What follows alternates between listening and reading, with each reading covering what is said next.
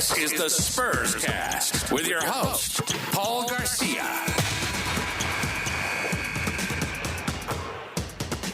And welcome back to another episode of the Spurscast. In today's episode, I'll be discussing the Spurs' loss to the Houston Rockets, Malaki Branham's improved play since the trade deadline, and whether or not the Spurs can hold off setting a franchise record for most losses in a single season. Let's go ahead and jump right into this episode. So before I begin with the three topics or questions that I want to address here on the Spurscast, I just want to talk about how important timing is when you're recording a podcast. So I am recording this episode on Wednesday evening, which is coming off right after the Spurs lost on Tuesday to the who did they lose to the Houston Rockets. They were on the road and lost to Houston. It's just incredible. Just again, timing. Had I recorded on Monday night, the Spurs, I would have been talking about 2 wins in a row against Oklahoma City and then also against the Indiana Pacers. But because I am recording this on a day off when the Spurs are off on Wednesday, I have to unfortunately cover a Spurs loss when they were just playing pretty well, like I said, against the Oklahoma City Thunder, which I did cover that game in the most recent episode. But then I didn't get to cover the Indiana Pacers win for the Spurs against the Pacers. That was one where the Spurs looked really good in that game, but unfortunately they went to Houston and they ended up losing this game. So my first question, as I've been doing in these recent Spurscast episodes, is kind of asking three different questions. So the first one is, what happened on Tuesday in Houston on the road? Okay, so as I looked through all the numbers and went back and watched some film, there was just three main takeaways that I really took away from why the Spurs lost this game to Houston. One was the Rockets' paint defense. Houston really made it difficult for San Antonio offense.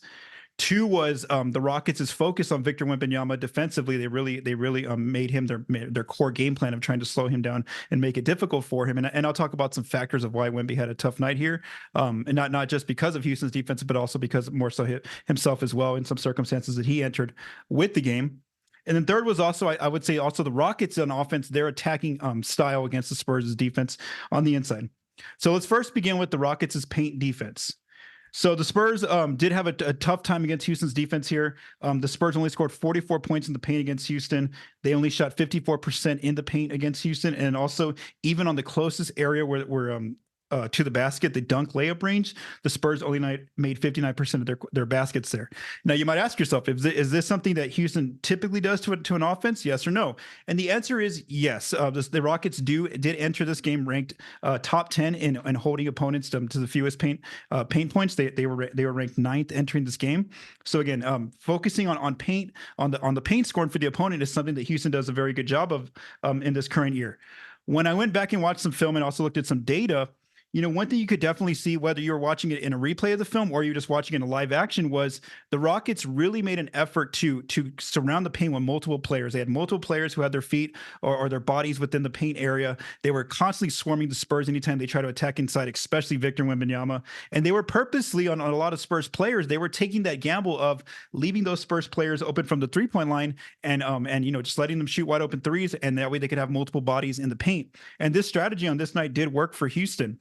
One of the players, if you go back and watch just his demeanor on defense in terms of letting Spurs players shoot, was Alperen Şengün of the Rockets. He had multiple different Spurs players shooting against him: Blake Wesley, Jeremy Sohan on possessions, Keldon Johnson. He would purposely just hang out in the paint, even just throw one arm at those players while his feet were literally inside the paint, and those Spurs players would take those threes, and most of the time they were missing them as we look at the data here.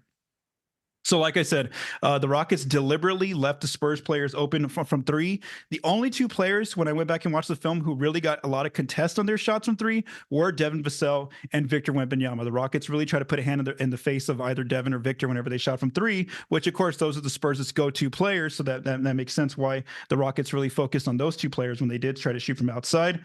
The Spurs had a tough time on their wide open threes. They only made 32% of their wide open threes against Houston. And this was a number that or a stat that had been trending well for the Spurs. In their past 6 games, they had been shooting very well in wide open threes. They had been shooting 40% or above on wide open threes. And this is part of why they beat Oklahoma City, why they beat Indiana, is because some of their typical players who don't usually shoot well from three actually had some good shooting nights. Well, back in Houston now, it kind of reverted to the norm for the Spurs players, and some of their shooters who usually did struggle against Houston. And you can tell that the Rockets definitely left the Spurs players open because 61% of the Spurs' threes were attempted wide open. And then, so that was one part of it, was that the Rockets were able to focus on the Spurs' interior scoring in the paint, because they left shooters open from three, and they really took that gamble against the Spurs' defense there. Okay, so the next part of why the Rockets won this game was, I wouldn't say it's a tough night or uncomfortable night for Wemby. I would say it was more a weird night for Wemby, just for several circumstances for him entering this game against Houston. One, we didn't know for sure if he was going to play. Going into the game, he was on the injury report, listed with left shoulder soreness. He was questionable, and the team had said that he was going to be basically a game time decision. And sure enough, right before tip off is when we learned that he was going to indeed play. But he had injured that shoulder a bit in that win against Indiana the few nights before. And here's why he could never really get into a rhythm or get comfortable in this game, was just the opportunity that he wasn't really on the floor for a lot of big chunks of the game. So we did see that about midway through the second quarter, he ends up leaving the bench when he subbed in on the bench, and he ends up going to the locker room. And at that point, he stayed in the locker room from whenever he left in the second quarter all the way until after halftime. And even going into halftime, I was constantly checking my phone to check, are the Spurs going to issue an injury report saying Victor's out for the rest of the game? We didn't quite know what was wrong with him, but he did go to the locker room in the second quarter, and he didn't return it off for that first half. And then we did see that in the third quarter, he went out to warmups, and then he was ready to go, and he played in the rest of the game.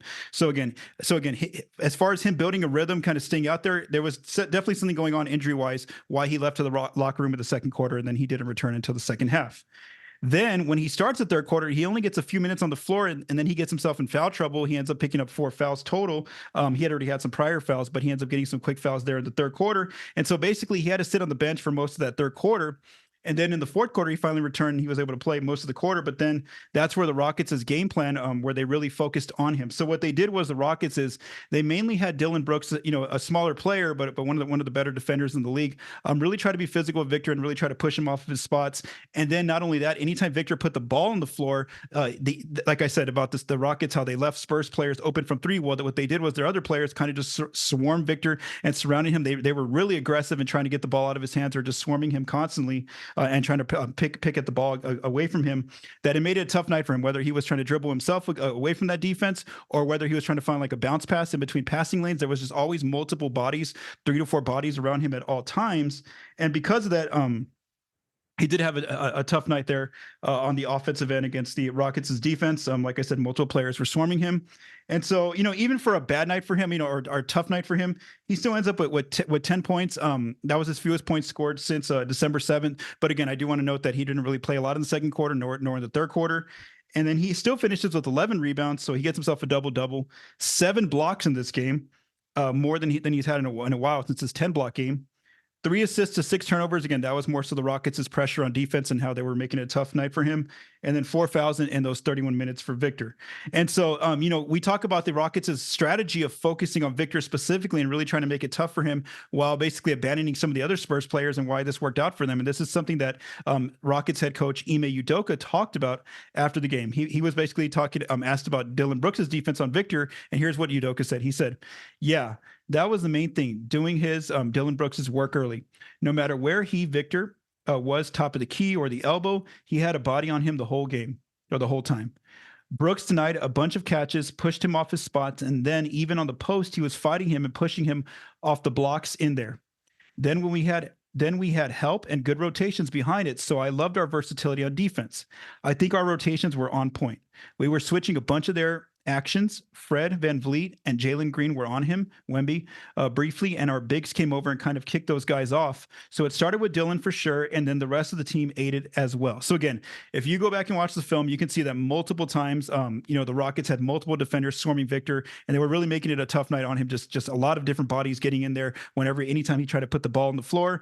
And of course, because the Spurs didn't have a great night from 3-point land, they weren't really, they were basically, it was allowing the Rockets to do that to Victor, to swarm him constantly and make it a tough night for him, because the outside shooter for San Antonio, weren't there to make them pay when they did gamble and try to basically swarm Victor there. So again, it was one of the tougher nights for Wemby, which we haven't seen a lot of in his rookie season. But again, there was multiple factors going into it, like I said, about him leaving the game in the second quarter, him already being on the injury report prior, and then also getting into foul trouble.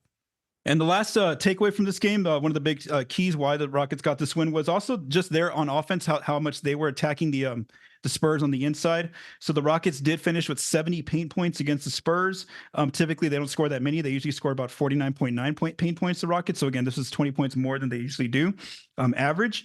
And then also I would give credit to two players who are deliberately trying to attack San Antonio inside. That was Alperen Şengün, who ends up with 34 of his 45 points in the paint. So again, 34 paint points for Şengün, whether it was right at the rim with those little hesitations and layups, or whether it was with dunks, or even from the floater range. He has a really good he has a good little pop shot there from floater range. So Şengün was a problem there again for the Spurs' defense. And then also I would also say I was very impressed by Jalen Green. Normally he's a player who takes a lot more jump shots from the outside from what I've seen from him in recent meetings with the Spurs. But on this night, he was very, very deliberate about trying to attack the Spurs' defense. And we see that here where he finishes with 18 of his points in that dunk layup range. So basically within 4 feet of the rim, he finished with 18 of his 23 points there on those dunk layup range type attempts. So Jalen Green was very aggressive against San Antonio's defense. And then even one thing I tweeted this on Twitter was I wanted to give Şengün some credit here because, Wemby didn't just he just didn't get everything against Wemby. Wemby ended up with 7 blocks on the night, and 5 of them were against Şengün. So he got blocked multiple times. It's probably more than I've seen Wemby block one individual player, but it did not deter Şengün. He continued to attack Wemby inside, and then we saw there in the third quarter, he got Wemby in some foul trouble. So, they regardless if Wemby was there or not, they were going to continue to attack the Spurs' interior defense, the Rockets, to help pick up this win for Houston.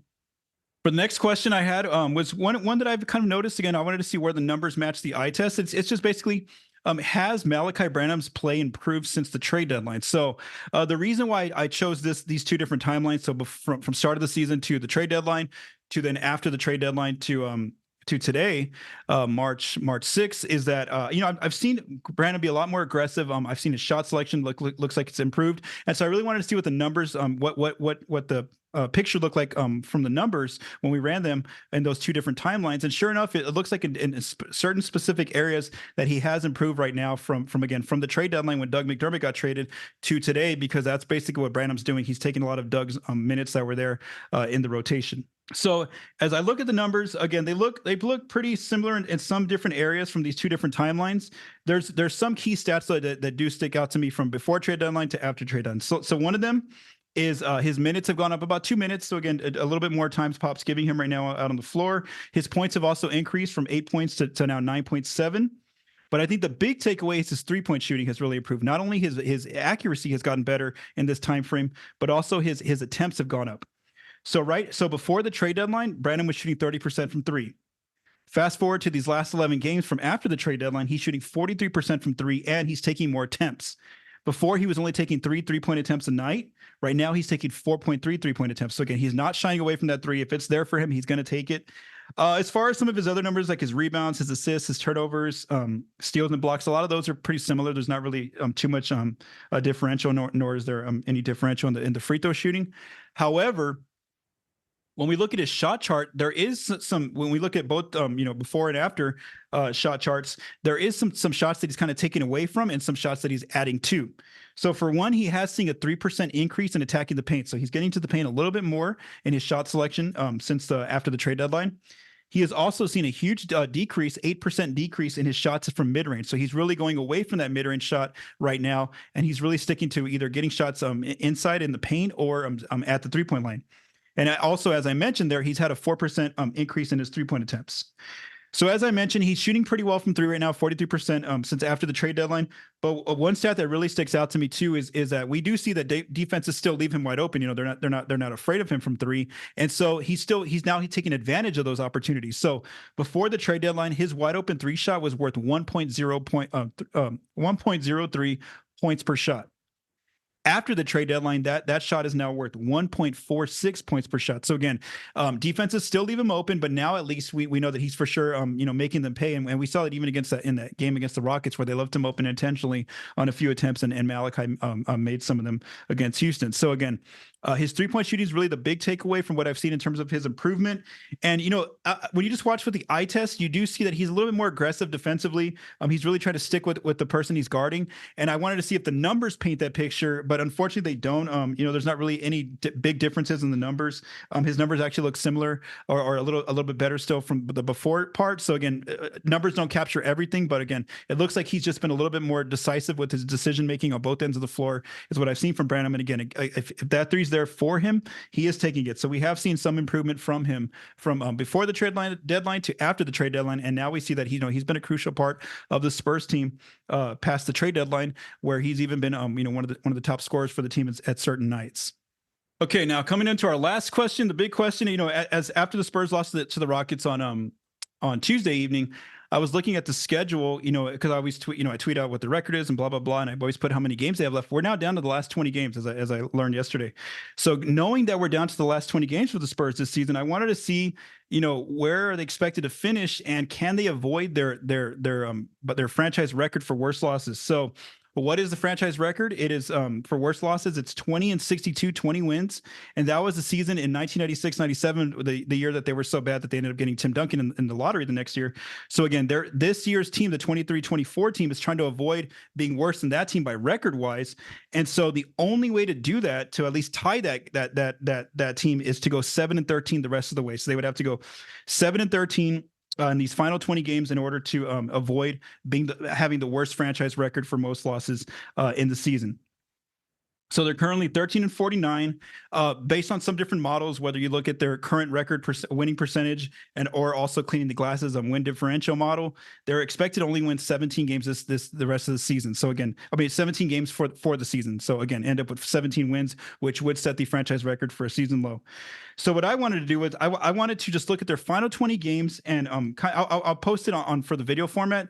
But what I really want to do is kind of pencil in where can they find some of these wins to get those 7 wins or even above, and in order to avoid this franchise record for the most losses. So one good thing for them is that they don't have the toughest schedule left in the league. According to Positive Residual, out of the games remaining for teams, the Spurs have the 15th toughest schedule, which is about league average. So again, 15th toughest schedule, no longer the toughest schedule in the NBA to end the season. They do have 20 games left, like I mentioned. 13 of their games are at least at home, and we do want to note that 2 of those games are going to be in Austin. So they count as Spurs home games, but they are going to be in Austin next weekend. I went down and broke down all their games, and I'm not going to go through every single game because that's just too many 20 games. But I did want to note the rest days that they're going to have. So in these final 20 games, they're going to have 14 days where they're going to have 1 day of rest in between a game. So they have 14 sequences where they'll have 1 day of rest in between a game. They're going to have 2 days of rest 3 different times in these final 20 games. And then they're also going to have 3 back-to-backs in their final 20 games. So again, there's also some back-to-backs they got to worry about. Now, as I went through their schedule individually by each game in these final 20, I noted some teams that I think they should beat. Either they'll be favored or they might just barely be an underdog against. And again, if they can at least pencil these games in as wins, then this will get them up to 5 wins on getting to that 7 wins that they need. So those teams would be the Brooklyn Nets, who they're going to play at home in San Antonio. They're going to get Brooklyn one more time. They're going to get the Memphis Grizzlies twice, both in San Antonio and then also at Memphis. So again, if they can beat the Grizzlies twice, that's 3 wins. They're going to get the Jazz on the road at Utah. And again, you would think that because Utah's, not headed for the play-in tournament, they're not a playoff level team, that the Spurs and them, and their rosters are kind of similar there, that the Spurs should beat them. But we did see what happened in the most recent game where the Spurs lost at Utah pretty, they got beat by double digits there. So again, if they can at least figure out a way to beat Utah in Utah, that's a 4th win. And then of course the Spurs should beat the Detroit Pistons, who they play on the final game of the season in San Antonio. They've already beaten them there in Detroit. They actually blew them out in that game back in January when Wemby had a triple-double. So if the Spurs can get a win against Detroit, that would give them 5 wins that you can pencil in there. So now, again, that's only 5 wins. That doesn't get you to 7 to tie the franchise record. You would need to get, 7 to tie the franchise record, or 8 to avoid being, tied with that franchise record. So that means that they would need some more, at least 2 or 3 surprise wins. And again, I don't know where those are going to come from, but they've shown that they can do it. They beat Minnesota before. They beat recently Oklahoma City. They beat Indiana. So if they can get some of those, what I would call surprising wins, where they weren't supposed to beat, one of these favorites against them, then if they can get 2 or 3 of those kind of wins, also while beating those teams, they should probably beat on paper, then they can avoid this record of having the most losses in franchise history for a season. So again, their goal is to at least get to 20 wins at minimum, to at least tie the franchise record, or to get above that, then they should at least get 21 or more wins. So again, we'll kind of see what happens here when these final 20 games. But yes, the the ending to the regular season is quickly approaching here in these final 20 games of the regular season. Thank you for taking time to listen to this episode of the Spurscast. If you like what you heard, please subscribe, rate, and review on YouTube and your favorite podcast apps. This episode was written, recorded, and produced by Paul Garcia. From all of us at Project Spurs, stay safe and have a great day.